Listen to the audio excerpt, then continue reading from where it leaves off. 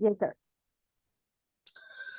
ॐ वक्रतुण्डमहाकाय सूर्यकोटिसमप्रभ निर्विघ्नं कुरु मे देव सर्वकार्येषु सर्वदा सरस्वती नमस्तुभ्यं वरदे कामरूपिणी विद्यारम्भं करिष्यामि सिद्धिर्भवतु मे सदा। गुरुर्ब्रह्मा गुरुर्विष्णुः गुरुर्देवो महेश्वरः गुरुः साक्षात् परं ब्रह्म तस्मै श्रीगुरवे नमः। ॐ सहना भवतु सहनौ भुनक्तु सह वीर्यं करवावहै तेजस्विनावधीतमस्तु मा विद्विषावहै। ॐ शान्तिः शान्तिः शान्तिः।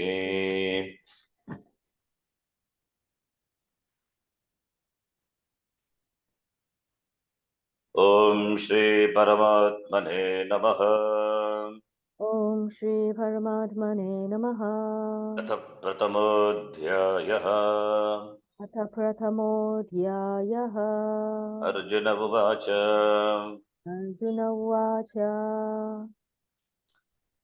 Arjuna spoke. He spoke to Krishna, presenting his views on why we should withdraw from the war. The war will cause destruction of the families, and when the families are destroyed, Kula Dharma, which are upheld by the families, will get destroyed. When Dharma is destroyed, adharma will dominate. Because of the domination of adharma, kulastriyaha pradushyanti. Women will be pradushyanti, will be given to being the soft targets for the enemies. Therefore, they will be given to improper ways, pradushyanti. They will be forced to engage in the activities which are not proper, and therefore they will become dushtaha, they become corrupt. The morality starts from the family, starts from the women. So when they become corrupt, then what will happen? Sankaraha, Varna Sankaraha, there will be mixture of the Varna, the Jati Varna, and that will cause Sankara, that will cause Naraka, meaning that will lead the destroyers of the family as well as those who are destroyed to Naraka, a place where pain is experienced, dukkha anubhava sthanam, maranantaram. After death, a place where the jiva will go and suffer. One more thing also is there, he said, the pitras also will be deprived of their pinda, udaka, will be deprived of their offerings, they will be being deprived of the offerings which is offered by the people in the Prithvi Bhuloka, because dharma dharma were destroyed. If dharma is destroyed, then who will be there to perform the post-death rituals? So therefore, Pitraha ancestors also will be denied this opportunity of getting the palam, getting the adrishta palam, getting the palam in the form of the punya, which saves the pitrus, that they will be deprived of. Whatever the karma here in the Bhuloka, the sons of the ancestors they do, they go to them, and by that they survive in whichever loka they live. Now nobody is there to perform the ritual. Lupta pinda udaka kriya. That is referring to Shraddha karma. Shraddha karma, important karma, doing which the family gains the grace of the Pitru Anugraha. Not doing, they will incur the curse of the Pitrus, Pitru Shapa. And that's why in some horoscope they say Pitru Shapa is therefore Pitru Shanti should be done. That's why they go to Rameshwaram or Kashi. Going there, they do the karma, Shraddha karma, to appease the Pitrus. So therefore, Pitraha also patanti, they also will be suffering. They will fall from where from whichever loka they are, from there they will fall. It means they suffer. They also deprived of the offerings, deprived of the food. The food what you offer here, it goes to those Pitrus in some other form. In whichever loka is there, they get it. How they get it, we cannot ask because it's all Shastra. The Pitrus, in whichever loka they may be, the annam and the water which is offered by the sons of the ancestors here in this loka, they offer, that goes to them in some other form. Shastram says. So Shastram is a pramanam for it. We cannot question that. So that they will be deprived of, because of which they will suffer. And also this karma which produces palam, and the palam protects the pitru. Since this karma would not be performed, therefore also they suffer. Iti pitaraha patanti. These are the consequences of waging the war. If you ask me why shouldn't I engage in this work, these are the reasons. So more than the reason what you say for the fighting the war, my reason for not fighting the war seems to be more appropriate. So iti thinking Arjuna, the presence. There is a continuity in his thinking. What if this happens, then what will happen? One karanam, karyam, and that becomes a karanam for the next karya. So there is a cogent thinking. His views may be wrong, but the thinking is cogent. It has a continuity in his thinking. And he is also Dharma Shastra he has studied Dharma. But here quotes the Dharma, not exactly quoting the words of the Dharma Shastra, presents the views of the Dharma Shastra as he understood, but wrongly. Anyway, Shamita. Now we will read the 43rd shloka, continuing. It says, Doshairetai khulagnanam Doshe khulagnana varnasankarakarakai. Read the transliteration.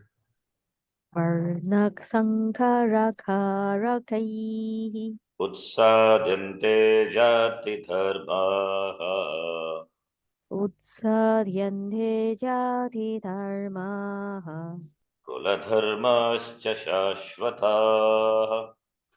kuladharmascha shashvataha Jati dharmaha, this varna dharmaha, Brahmana jati dharmaha, Kshatriya jati dharmaha, Vaishya jati dharmaha, Shudra jati dharmaha. This is jati dharma. Dharma is dharma. Keep the dharma as it is. Dharma which is followed by the jati, the community. Utsadyante, they get utsadyante, they get perished, they are destroyed. And therefore, Kula Dharma also, Jati Kula, Jati Dharma, that is a societal group. So the Dharma, which is followed by the societal groups, Brahmana, Kshatriya, Vaishya, Shudra, and Kula Dharma, that is the family lineage, individual, each within Brahmana also, Brahmana Jati, for example, there are Kula Dharmas are there. Similarly, among the Kshatriya, Vaishya, Shudra, and they are Shashvataha. Why they are Shashvataha? Because it has been handed over from generation to generation. Down the lineage has been passed on continuously in spite of the war or natural calamities which cause huge destruction. In spite of whatever may be, it has been passed on. So therefore, Shashvataha. It is not the dharmas are something which are created recently. Shashvata, perennial, old, ancient. Now, what will happen? Utsadyante. Kuladharmaha utsadyante, jati dharmaha utsadyante. How? Because doshaihi etaihi kulagnanam is kulasya kulam hanti, the destroyers of the family. By the action of the destroyers of the family, which creates Varna Sankara, and therefore, because of Varna Sankara, Jati Dharmaha, Kula Dharmaha, Utsadyante, they are destroyed. That's what he says here. By these wrong actions of those who destroy the family, Kulagnaha, creating confusion in the society, Varna Sankara, Taihi, the perennial dharmas, that is Shashvata, dharma which is family, which is pursued by the family, that is Kula Dharma, Shashvataha, Kula Dharmaha, Shashvataha, and Jati Dharmaha cha Utsadinte or community. The dharmas, perennial dharmas pursued by the family and the community are destroyed. Here Arjuna concluded that all the dharma perennially handed over by one generation to the next from time immemorial would be destroyed by wrong actions, producing confusion with reference to Kula Dharma, Varna Dharma, Ashrava Dharma, and so on. So therefore, all the dharma gets destroyed. The reason is dharma is not there, then dharma cannot be protected. When dharma is not there, dharma cannot be protected. Protection of dharma is only by protection of dharmis, because they are the people uphold the dharma.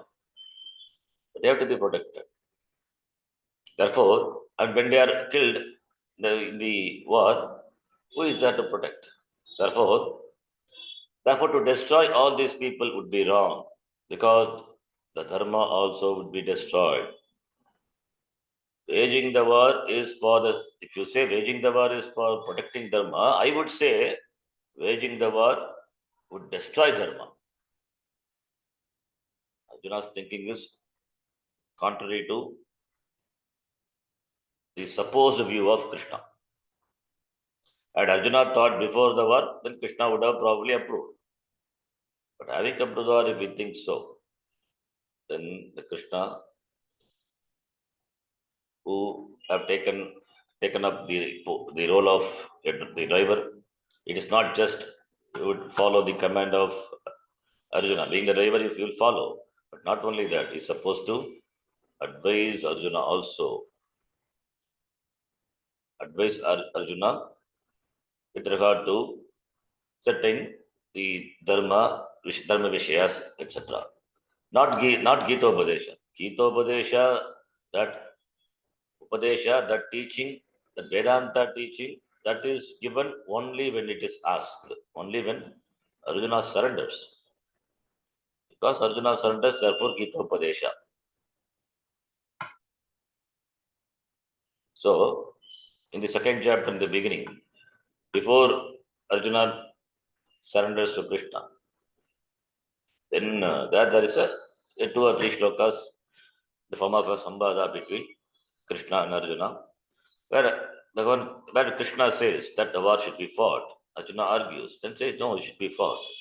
There is no choice for you. People, and also further later he says, when the Upadesha starts, people will think ill of you. They look down upon you. It's more than a death for a Kshatriya. Your thinking is clouded. It makes the Arjunas see later. Later you will see. We will see the clouded thinking. Arjuna who was now having the thinking which is clouded, that will be removed by both by the Upadesha, Adhyatmika Upadesha, as well as Vyavaharika Drishtya, whatever the Dharma, the Vishayas, whatever the Upadesha with regard to Dharma, that also Bhagavan Krishna gives, by which he removes both. So here you can see Arjuna's thinking is totally opposite, contrary, contrary to what really the Dharma Shastra tells. So therefore, to destroy all these people would be wrong. So suddenly Arjuna becomes a person of the follower of Ahimsa. Ahimsa Paramo Dharmaha. This is what you will see later also when he in the laments. Ahimsa, better let me take sannyasa instead of fighting and killing these people. Suddenly Ahimsa becomes Paramo Dharmaha for a Kshatriya like Arjuna. It's a wrongly understood value. For a Kshatriya, for a king who rules a country, for a Kshatriya, Ahimsa is not the Dharma. Ahimsa is supposed to follow, but when the citizens were attacked by the enemies, by the invaders, he should not follow Ahimsa. He has to protect the citizens by fighting the enemies. That is his Dharma. You cannot give the reason that Ahimsa Paramo Dharma, killing is a papam. So we should not kill, we should follow Ahimsa, all these Upadeshas doesn't befit a king. Then he should not be a king otherwise. If you had chosen to rule the kingdom, then you should protect these citizens. It is his dharma. Even at the cost of his life. Fighting, not just giving up his life. He has to fight and protect. It is his dharma. Or if he wants to follow Ahimsa, then he has to give up the kingdom. He should take to sannyasa before the war itself. Having come to the war, pleading that the war would bring total chaos, destruction. And quoting from Shastra, Ahimsa Paramo Dharma, that is not proper. That is the clouded thinking. Therefore, here Arjuna was trying to tell Krishna that the battle was not going to work. In addition, the entire society would be destroyed by these acts of destruction. Therefore, he was not going to fight. He already made a decision not to fight. I don't want to fight. So, all these arguments, what he gave, it was convincing. It was very much convincing for Arjuna to take the decision not to fight, to withdraw from the war, without thinking the consequences. A clouded person, the thinking, the person who has thinking which is clouded, he cannot think the consequences because his thinking is clouded. His buddhi really, the buddhi doesn't function as it's supposed to. Buddhi is buddhi when it is free from emotions. Buddhi cannot function under the influence of emotions. Now he is emotional. Emotional Arjuna cannot think properly, could not think properly. Therefore, he came to the conclusion that the war would bring destruction, and therefore I would not fight. He was not going to fight. Dharma is to be seen here as threefold. Sadharana Dharma, otherwise called Samanya Dharma. Satyam Vada Dharmam Chara. It is Samanya Dharma. All the Varnashrama are supposed to follow Satyam Vada Dharmam Chara iti. Don't tell lies, follow the truth. Samanya Dharma. Follow Ahimsa. Ahimsa is also Sadharana Dharma, but when it comes to the king, with regard to protecting the people, then for the sake of protection, he has to do Himsa. That is different. It is like the touching a person with a knife. Touching means piercing. Piercing the person with a knife is Himsa. When it is done by a criminal, it is Himsa. Piercing the person with the knife is Himsa. It's Himsa karma. You are killing. Himsa. So when it is done by a criminal, it's a crime. It is killing. It's a crime. It's Himsa. The same thing when it is done by the doctor, piercing the body with a knife, surgical knife. That is not Himsa. Action being same, the motive being is different. Therefore, Vishesha Dharma. So, Sadharana Dharma, Vishesha Dharma. So, we take into account the motive behind the action, not just the action. So, Ahimsa Paramo Dharma, Samanya Dharma. But when it comes to the doctor or the king, then it becomes Vishesha Dharma. They are also supposed to follow Ahimsa. They should not harm anyone. They should not kill anyone with the intention of no. They should not kill anyone by any means, by taking the weapon or any means, not even by words. This is common for everyone, not only for the king or the doctors, everybody. When it comes to Vishesha Dharma, there is exception, Apavada, because the motive is different. Motive is to save. When the intention is to destroy, then Imsa becomes a papam. When the intention is to save, Imsa becomes the act of punyam. The Imsa becomes the action which brings punyam. So, therefore, sadharana dharma, varnashrama dharma which are connected to varna and ashrama, and kula dharma. Sadharana dharma, samanya dharma is universal ethics that need not be taught. Everybody knows, applicable to all and sundry. Whether the person is of this age or of any other age, that is, whether the person belongs to this yuga or any other yuga.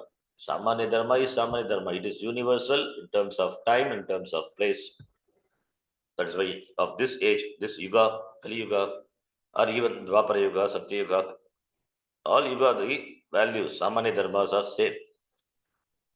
But from this country and culture, or from any other country and culture, he or she has a code of dharma in common, irrespective of the gender, irrespective of the religion, irrespective of the country, irrespective of the culture, irrespective of the age, that is time.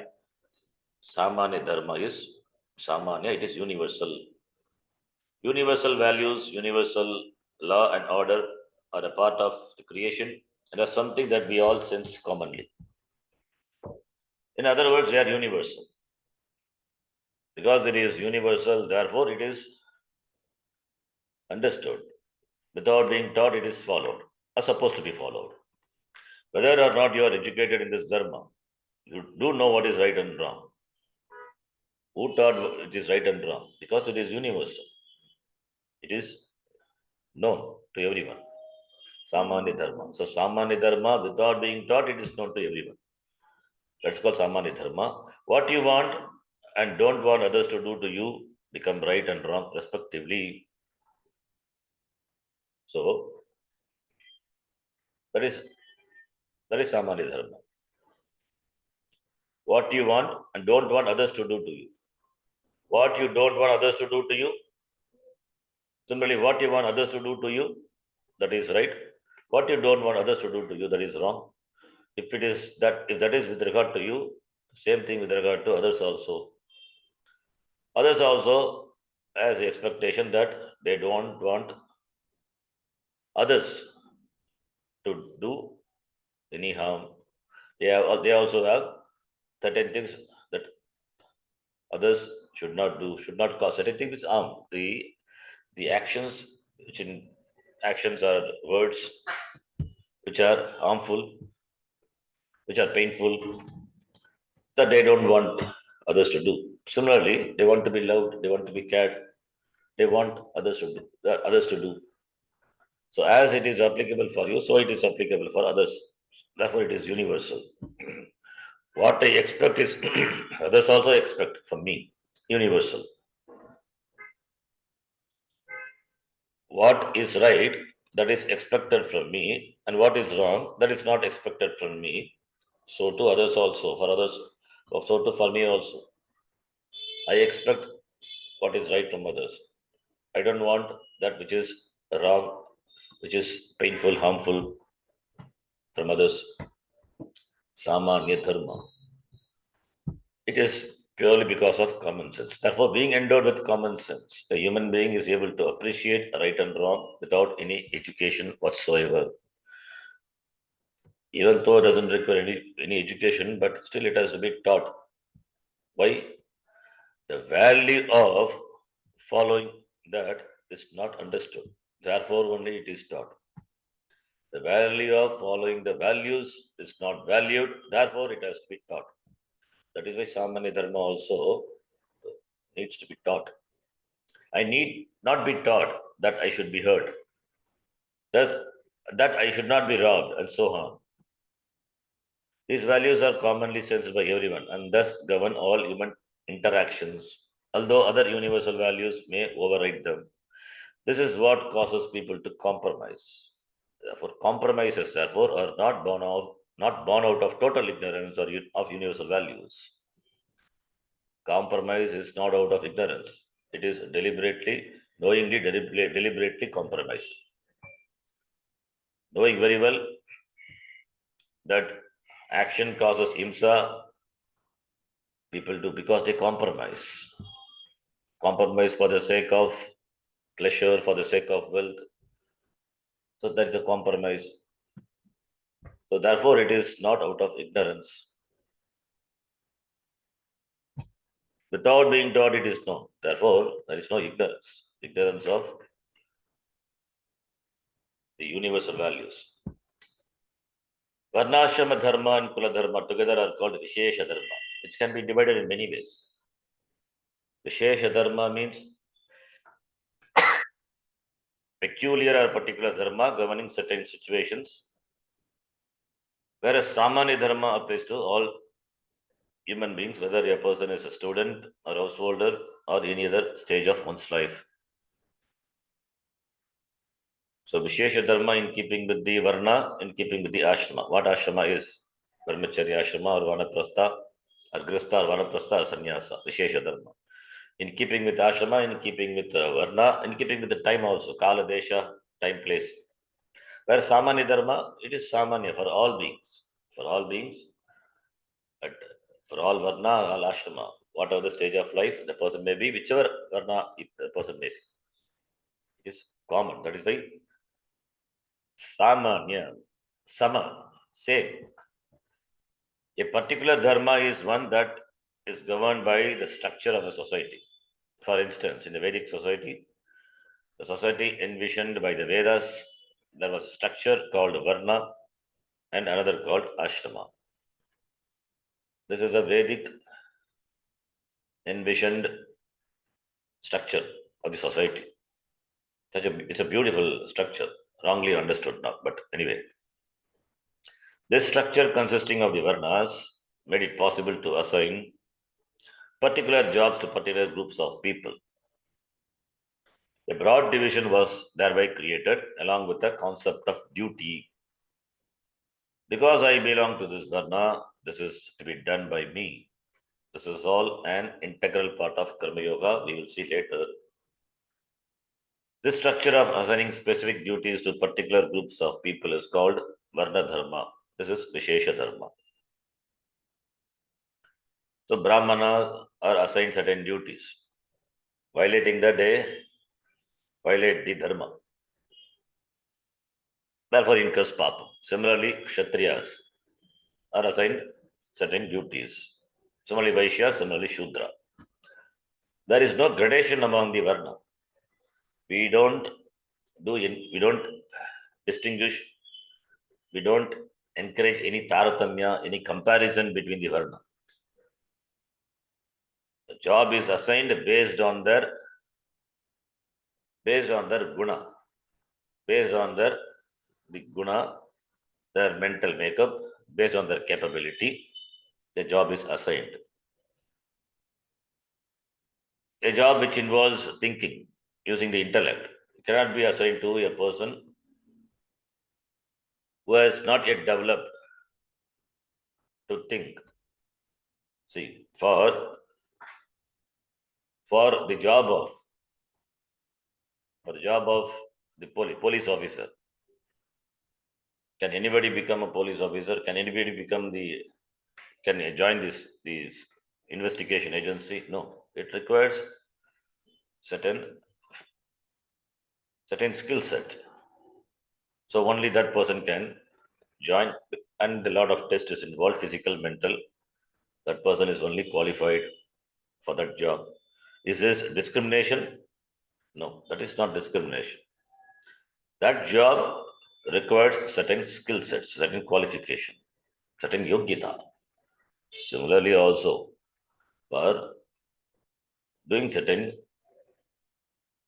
job, certain action, there are many actions are there. Many people, they take up the action, they do the action according to their makeup, physical, mental makeup, and whichever in whichever area they are good at, they take up and do. And that job, based on the assignment of the job, based on the taking of the job, it is divided. Naturally, it is divided. Without being divided, it is divided. That is why invariably any society will have these four divisions. Intellectuals, one group of people, intellectuals. Second type of people is these warriors. They protect the country. Well, not only warriors, even the police officers, etc. That is the force which is required to protect the society, to protect the law and order of the society. And the society requires money, therefore trading is involved. That is done by certain set of people.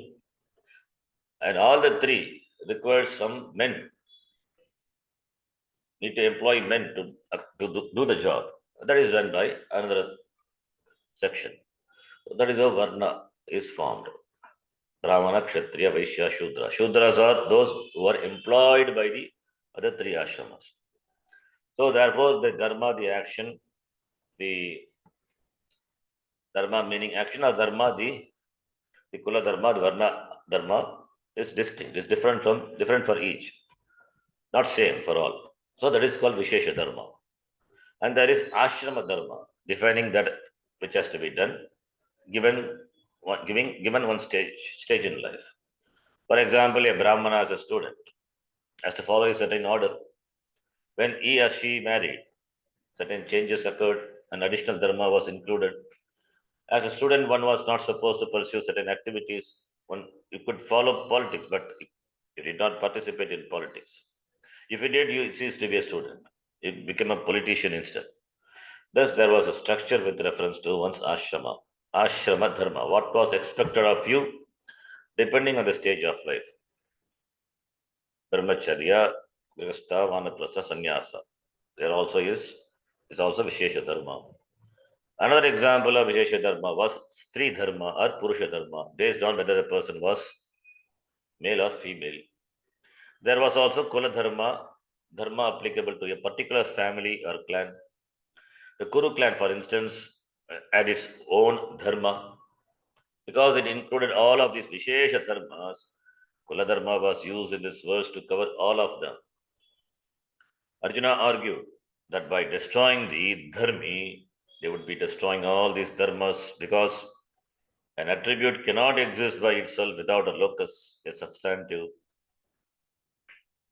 Rose, a flower. The roseness, the color of the flower, it's an attribute that doesn't exist without the rose being there. So an attribute exists in a locus. Dharma exists in dharmis. So dharmis are the locus. In the expression a white cow, for example, white is adjective, attribute.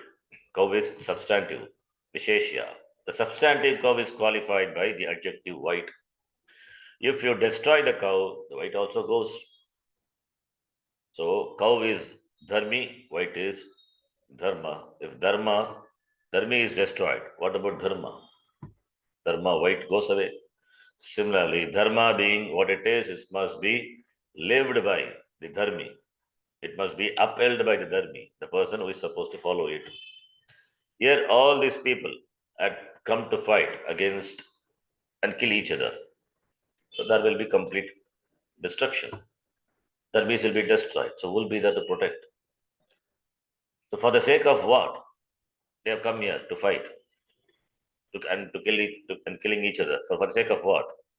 You can't tell me, Arjuna said, that it is for the sake of protecting dharma. This is Arjuna's thinking. If Krishna says, for the sake of protecting dharma, the war should be fought, he says, no, you cannot tell. You cannot tell that it is for the sake of protecting dharma because dharmis are going to be killed. Then how dharma will be protected? When the people who are supposed to follow dharma were destroyed, how could dharma be protected? With the dharma gone, dharma would only be in the books. There would be no one for the others to follow. This dharma had always been handed over to the next generation. But after the war, the role models would be gone, creating a lot of confusion in the society. Therefore, Arjuna argued that by going on with the war, he would be the cause of all this confusion, Varna Sankara and Varna Sankara related problems. Therefore, he wanted no part of it. He doesn't want to take part of it. He doesn't want to participate in this war.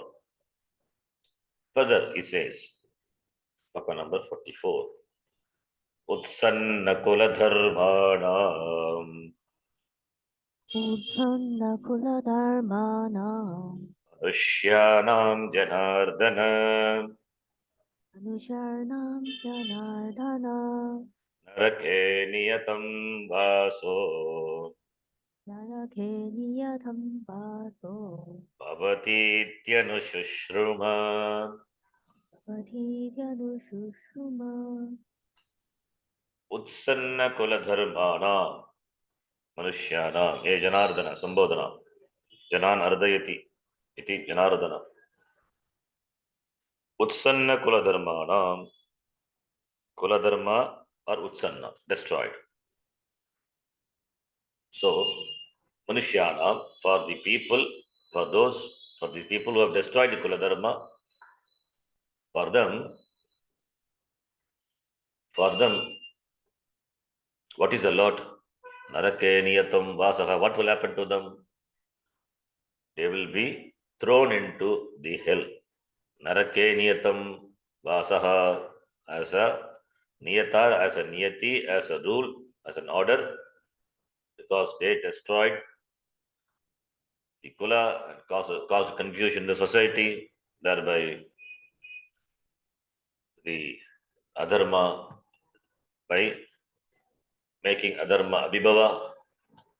Adharma dominates, therefore the complete chaos in the society. Therefore, they are responsible for disturbing the harmony of the society, order of the society. So what will be the palam? What will be the result for them for this action, which is unpardonable according to Arjuna? For them, Naraka. They will be thrown to Naraka, a place where one has to suffer. Who would be interested to go to Naraka? Who would be interested to go to Naraka and suffer? So, therefore, Vasaha is living. Vasaha. their life will be in Naraka. Iti Anushashma iti, we have heard, we have heard means from Dharma Shastra. Arjuna quotes from the Dharma Shastra. We have heard that Naraka is a place where these people will go. Who? Those who destroy the family. Those who destroy the Kula Dharma. How they destroy the Kula Dharma? By destroying the families. Iti. Here Arjuna reminded. Okay, we will read the translation also. We have heard, O Arjuna Janardana, that a life in hell is inevitable for those men who have destroyed the dharma of the family. Destruction of dharma is by destruction of dharmis. So destroy the dharma of the family means they have destroyed the people. So therefore dharma is destroyed. Dharma is destroyed, therefore there is chaos as a disorder, and therefore hell is inevitable. Here Arjuna reminded Krishna of what he had learned from the religious teachers, that those who destroy the Kula Dharma must necessarily go to Naraka, a place of pain after death. Naraka, Swarga, it is gained after Maranam only. So for them, Dukkham is confirmed. Naraka is confirmed. Therefore, he concluded, if the Pandavas were to destroy the family, if I and my brothers Pandavas were to destroy the family, then what they would gain? They would gain nothing but Papa alone and would have to live in Naraka. If only for a certain length of time that we have to add. Otherwise, Naraka means eternal damnation. No. For the papam, for the papa karma committed, there is papam. Till the papam exhaust, one has to live in Naraka. So it's also a temporary place, a place where one lives for certain length of time, certain period of time, whether it is Naraka or Swarga, not permanent. They had heard this from their elders who knew the Dharma Shastra. Believing this to be the case, Arjuna could see neither Drishtapala nor Adrishtapala. Drishtapala is which is perceived after the war. Suppose if they win, that is also dukkha because Bandavaha, Mitra, then Mitrani, nobody there. How to enjoy dukkha? Adrishtapalam also dukkha. So therefore, it could neither see Drishtapalam or Adrishtapalam as a result of this war. So therefore, in his mind, there would be no immediate gain or future gain, year or hereafter. This was the basis for Arjuna's argument. Duryodhana, on the other hand, was not concerned about Adrishtapala at all. He is a complete materialist, not bothered about Adrishtapalam. Even though yeah, he studied Dharma Shastras, he knows, but still not concerned about what happens after death. Who bothers? He cared only for the Drishtapala, immediate gain. That immediate gain is destruction of the Pandavas. They are the enemies. He had intense hatred, complete loath for them. So the destruction of them is the immediate gain. And also, because austerity is there, he would enjoy the kingdom without Pandavas. He will enjoy every moment. That is the Drishtapala. He did not think about Papa and all that went with it. Had he done so, he would not have been an Atatai, a wrongdoer. Atatai, we saw one who had committed either one or all the sixfold crimes. Had Arjuna thought about Adrishtapalam, then he would not have committed those crimes. He had done Atatai. He was therefore a Nastika, a disbeliever. This word Adrishtapala is known to us only through the scripture, the Shastra. Because Duryodhana had no faith in Punya and Papa, he was a disbeliever. Interested only in what was available to him here in this world. He wanted to rule a kingdom. The power that went with the kingdom made him feel big. He had enjoyed absolute power without any contention for 13 years. 13 years is a time period when the Pandavas were sent in exile for 12 years to live in exile and 1 year incognito, Ajnatavasa. So 13 years without Pandavas intervention. asking for the kingdom. He enjoyed complete power. As we know, power as a knack of corrupting. Absolute power corrupts absolutely. Power corrupts and absolute power corrupts absolutely. Yes. Duryodhana had been absolutely corrupted by power and did not care. He enjoyed absolute power and did not want to lose it. Here, I think people who enjoy power, they don't want to lose it. They want to have the power continuing or increasing, but never want to lose it. Although others thought of it as corruption, but he did not. In fact, he thought thus that those who fought this way were idiots and deserved only to live in the forest and nothing more. This was Duryodhana's thinking. Adharmi. Adharmi is thinking. Arjuna is dharmika, follower of dharma. Dharmi. Duryodhana is adharmi. Therefore, both their thinkings were quite opposite. Arjuna's thinking was in keeping with what he had learned about Drishtapala and Adrishtapala. He believed in dharma and was very clear that the fight was between dharma and adharma. Arjuna knew this, but still he thought that by destroying his own people there would be no happiness for him either then or later, year or year after. No sukham. Either year or year after. No sukham here. Why? In spite of winning the war, because there will not be people with whom he can share his happiness. No Pitamaha, no Bish, no Drona. Nobody would be nor his friends. All would be destroyed. And after death also. Because for this, as a result of this war, according to Arjuna, they would be thrown to hell, Naraka. Therefore, no happiness. The Arjuna thinks. Only a dharmi thinks. Arjuna is a dharmi, maybe is thinking. Here, his thinking is clouded, but still is a dharmi. This is natural that dharmi thinks. The thinking gets corrected by Upadesha that Krishna will do. But dharmi think. Adharmi doesn't think. Duryodhana doesn't think. He did not think. So doesn't think, doesn't feel also. Doesn't feel. There's no feeling. So therefore there is no guilty. See, dharmis only would feel guilty for having committed a papa karma. Adharmi, they don't have the guilty feeling. They are free from guilt and therefore they perpetuate doing adharma. And therefore they are emotionally strong, in fact. They are emotionally strong because no guilt. Guilt being not there, they are emotionally strong. They keep doing adharma. Whereas dharmi, very sensitive people, dharmis, therefore they suffer. Even if small papa karma is done, they think too much about it and they suffer. So this is also a contrast between two sets of people, dharmis and adharmis. All these are beautifully shown in Mahabharata. So therefore, Arjuna, he lamented this, and the next shloka comes 45th shloka. Further, he continues his lamentation.